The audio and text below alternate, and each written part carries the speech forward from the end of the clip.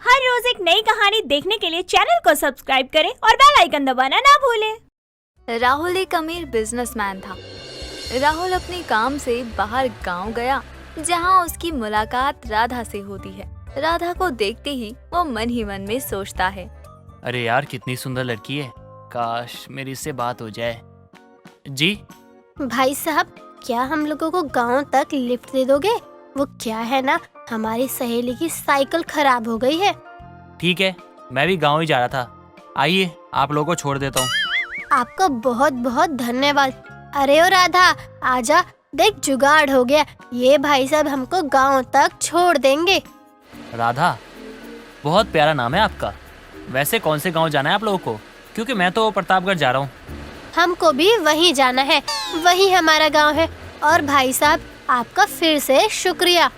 मेरा शुक्रिया अगर करना है तो भाई साहब बोलना बंद कीजिए, वरना कार अभी रोक दूंगा। राहुल की बात सुनकर राधा हंसने लगती है और कुछ देर बाद सभी गांव पहुंचते हैं।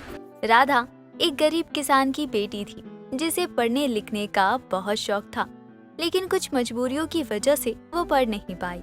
राहुल अपने घर पहुंचकर अपनी माँ से कहता है, माँ, आपको पता है कुछ दिनों पहले मैं काम के सिलसिले में गांव गया था ना, तो मुझे ना वहाँ पे एक लड़की पसंद आ गई और मैं शादी भी उससे करना चाहता हूँ। और मैं ये भी चाहता हूँ माँ कि आप ना उसके घर जाओ और हमारी शादी की बात करो। ब्रांडेड कपड़े पहनने वाला लड़का गांव की लड़की से शादी करना चाहता है। ये बात सुनकर राहुल की माँ हैरान थी, लेकिन कुछ वक्त के बाद आखिरकार राहुल और राधा की शादी हो जाती है। ऐसे ही एक दिन बेडरूम में बैठे हुए राहुल से राधा पूछती है, सुनिए जी, आप इतना महंगा कपड़ा क्यों पहनते हो? आपको अच्छा लगता है? ऐसा नहीं है राधा, वो मुझे बचपन से ब्रांडेड कपड़े पहनने का शौक था और मैं पैसे भी लिमिट में खर्च करता हूँ कपड़ों पर। अच्छा, ये ब्रांड वाले कपड़े कहाँ मिलेंगे, मुझे भी बता दीजिए। मैं भी अपने लिए कुछ ब्रांडेड कपड़े ले आऊँ। मुझे भी ब्रांडेड कपड़े पहनने चाहिए। चलो ठीक है, मैं तुम्हें सिखाता हूँ कैसे हम घर बैठे किसी भी ब्रांडेड मॉल से अच्छे कपड़े मंगवा सकते हैं। अरे वाह, क्या बात है, घर बैठे ही हम ब्रांडेड कपड़े मंगवा सकते हैं। अरे वाह, मैं भी अब ब्रांडेड कपड़े पहनूंगी। क्या हुआ, क्या सोच रही हो? अरे आप सोचो मत, सीखो। देखो अभी अपने फोन से किसी भी मॉल से कपड़े मंगवा के दिखाता हूँ। राहुल ने राधा को फोन के थ्रू मॉल से कपड़े मंगवाना सिखा दिया। ऐसे सीखने सिखाने में कुछ दिन गुजर जाते हैं और एक दिन राधा खुद से किसी मॉल से कपड़े मंगवाती है और जब कपड़े आते हैं तो खुद से कहती है, अरे वाह, क्या बात है राहुल जी, मेरे लिए ब्रांडेड कपड़े लेकर आए हो आप। एक बार पहन कर देखो कैसा लगता है महंगा कपड़ा पहनने में। राधा कपड़े देख रही होती है कि तभी उसकी सहेली ज्योति का कॉल आता है और राधा कहती है, अरे ज्योति, कैसी है? पता है तुझे, आज मैंने एक मॉल से कपड़ा मंगवाया था। अरे बहुत महंगा कपड़ा है, एकदम ब्रांडेड है, जैसे मेरे पति पहनते हैं ना वैसा। अच्छा, मतलब अब तू ब्रांडेड कपड़े पहनेगी भाई साहब की तरह? तेरी सास कुछ नहीं कहेगी अगर तू पैंट शर्ट पहनेगी तो? हट पागल लड़की, ब्रांडेड कपड़ा मतलब बहुत महंगा होता है।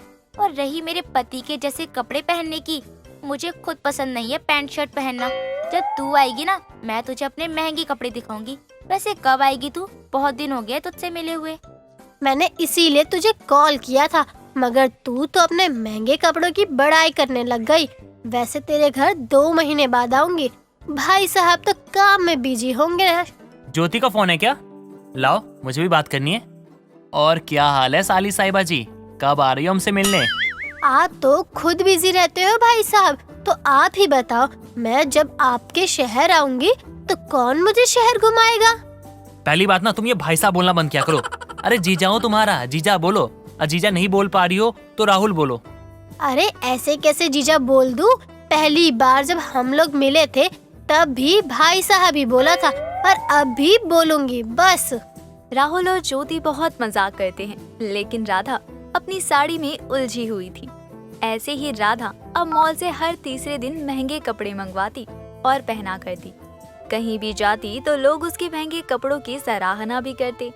ऐसे ही वक्त गुजरता गया और एक दिन किचन में राधा को देखकर राहुल कहता है, क्या बात है राधा, तुम इतने महंगे कपड़े पहन के किचन में काम कर रही हो? अगर जरा भी कुछ लग गया ना साड़ी में तो ये महंगा कपड़ा ना सस्ता हो जाएगा, इसलिए मेरी सलाह मानो। अरे राहुल जी, अब आप सलाह मत दीजिए। आप बहुत सलाह देते हो। वैसे भी मेरे पास बहुत साड़ी हो गई हैं, इसीलिए पहन रही हूँ। वही तो कह रहा हूँ मैं भी। अगर तुम घर पे रहती हो तो इतनी महंगी साड़ी पहनने की क्या जरूरत है तुम्हें। वैसे भी तुम कुछ ज्यादा ही महंगी साड़ियाँ खरीदती हो सके ना तो कम कर दो। अरे हर दूसरे दिन किसी न किसी पार्टी में जाना रहता है, तो आप क्या चाहते हैं मैं वही पुरानी साड़ियाँ पहन कर जाऊँ पार्टी में? ना बाबा ना, मुझसे नहीं होगा। मैं भी तो वही कपड़े पहन के जाता हूँ पार्टी में, फिर तो मुझे कोई कुछ नहीं कहता। आप लड़के हो, आपके ऊपर कोई भी गौर नहीं करता है। वैसे भी आपकी बीवी हूँ, इसीलिए मुझे हर पार्टी में कुछ अलग बनकर जाना पड़ता है आपकी इज्जत के लिए। राधा का ऐसा रवैया देखकर राहुल हैरान था।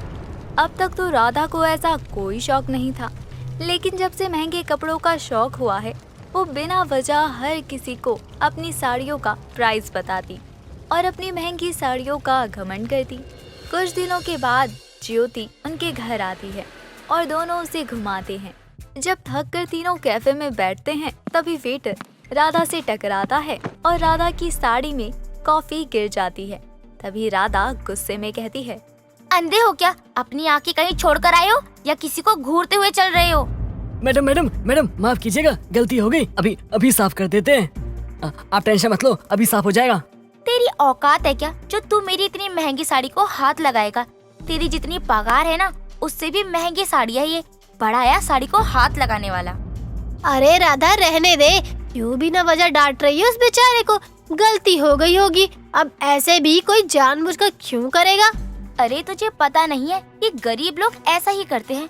खुद की कोई औकात नहीं होती है इनकी, तो हमारे जैसे अमीर लोगों के पास आकर कुछ न कुछ खराब कर देते हैं। बस करो राधा, बहुत हो गया हंगामा तुम्हारा। वेटर तुम जाओ यहाँ से, हम तुम्हें बाद में बुलाते हैं। ऐसे कैसे जाएगा? मेरी इतनी महंगी साड़ी खराब की है तूने, पूरा हर्जाना भर कर ही जाएगा, वरना मैं इसे यहाँ से हिलने भी नहीं दूंगी। अरे कोई बात नहीं, कौन सी बड़ी बात हो गई, मैं ला के दूंगा तुम्हें नई साड़ी, अब जाने दो। राहुल की बात सुनकर राधा उस वेटर को जाने देती है, लेकिन राधा का ऐसा बर्ताव देखकर ज्योति और राहुल दोनों हैरान थे। कुछ देर बाद सभी घर लौटते हैं। राहुल और ज्योति दोनों मिलकर राधा को सुधारने का सोचते हैं। ऐसे ही कुछ वक्त और गुजर जाता है। राधा फिर से मॉल से कपड़े मंगवाती है। तभी वहाँ ज्योति आती है और कहती है, क्या बात है, फिर से कपड़े मंगवा रही है? वैसे तुझे क्या मिल जाता है ऐसे कपड़े पहनकर? तुझे कोई कपड़ों की समझ भी है क्या कि कौन सा कपड़ा है या कौन सा नहीं? ब्रांडेड कपड़ों में ना क्वालिटी नहीं देखते, समझी? और तू नहीं समझेगी कि मैं क्या कहना चाहती हूँ। वैसे भी तेरे पास महंगे कपड़े है ही कहाँ जो तू समझेगी। माना मुझे कपड़ों की पहचान नहीं है, लेकिन लोग हमेशा मेरे कपड़ों की बहुत तारीफ करते हैं। लेकिन कपड़े तो सब एक ही है, बस पैसों का फर्क है। मुझे सस्ती साड़ी पहनना ही पसंद है। जैसे मैं हूँ वैसे मेरी साड़ी होनी चाहिए, सस्ती और खूबसूरत। अरे छोड़ ना, बस मैं तो अब मेरी साड़ी का इंतजार कर रही हूँ। आज शाम तक तो आ ही जाएगी, फिर मैं उस साड़ी को पार्टी में पहनूंगी। दोनों बात करती हैं। तभी वहाँ राहुल दोनों को पार्टी के बारे में बताता है। राधा बहुत खुश हो जाती है, उसे अब महंगी साड़ी पहनने को मिलेगी। कुछ देर बाद मॉल से साड़ी आती है। राहुल साड़ी को बदलकर ज्योति को देता है। सभी तैयार होकर पार्टी में पहुंचते हैं, लेकिन ज्योति नहीं थी।